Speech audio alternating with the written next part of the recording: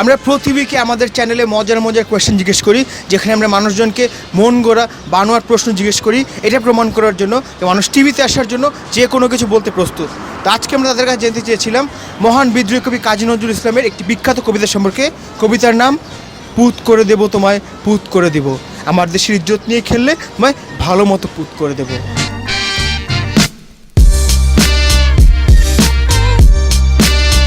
মহান বিদ্রোহী কবি কাজী নজরুল ইসলাম ব্রিটিশদের থেকে আমাদের উপমহাদেশকে স্বাধীন করার জন্য অনেক জ্বালাময়ী ও বিখ্যাত কবিতা লিখেছেন। তার মধ্যে একটি অন্যতম কবিতা হচ্ছে পুত করে দেব তোমায়, পুত করে দেব। এই কবিতাটি শুনলে একজন বাংলাদেশ হিসেবে এবং উপমহাদেশ নাগরিক হিসেবে আপনার মধ্যে কী ভাবের জাগরণ হয়? না, কবিতাটা অনেক আগে পড়েছিলাম, আমার ভালোই লাগছে, মানে পড়তেও ভালো লাগছে প্লাস শুনতেও ভালো লাগছে। অনেক জায়গায় শুনেছি বিভিন্ন অনুষ্ঠানে। তারপর হ্যাঁ, এটা একটা মানে আমাদের দেশের জন্য খুব ভালো একটা প্লাস পয়েন্ট।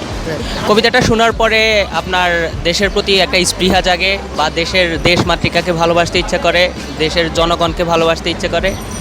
কবিতাটা শুনলে আপনার মধ্যে কী ভাব জাগরণ হয়? ভালো হবে। আর একটু বড় করে যদি বলতেন। হ্যাঁ, ভালো হবে কবিতাটা। ভালো ছাড়া আর কিছু হয়? হ্যাঁ, ভালো লাগে।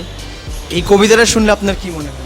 ভালো লাগে এই কবিতাটা উনি যা লিখছে সবই তো খুবই ভালো, কোনোটাই খারাপ না। উনি তো আমাদের মহান কবি। খুব ভালো লাগে। এসব কবিতা আরও দরকার বাংলাদেশের জন্য। কবি চলে গেছেন তো কি হয়েছে, আরও কত কবি আসবে, এতেই আমাদের গর্ব। হ্যাঁ, আসলে বিদ্রোহী কবি কাজী নজরুল ইসলামই আমাদেরকে বিদ্রোহের পথ দেখাইছে, ইংরেজদের বিরুদ্ধে দাঁড়াতে শেখাইছে। আর এই কবিতাটা শোনার পরে আমার ভিতরে আর কি মানে একটা স্পিড চলে আসে। যেমন এই কবিতা ইন্সপায়ার হয়ে আমরা ইংরেজদের বিরুদ্ধে লড়াই করছিলাম। বিদ্রোহী কবি কাজী নজরুল ইসলাম এই কবিতাটা পড়লে আসলে আমাদের মধ্যে একটা দেশপ্রেমের একটা জাগ্রত হয়।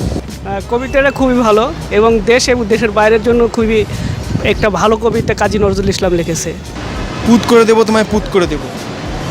বুঝতে পারলাম না কথাটা। পুত করে দেব তোমায়, পুত করে দেব। আচ্ছা, আপনারা কোন জায়গা থেকে আসছেন? পুত করে দেব, ফুত করে দেব, পুট করে দিব তোমায়, পুট করে দিব, আমার দেশের ইজ্জত নিয়ে খেললে তোমাকে ভীষণ ভাবে পুত করে দেবো।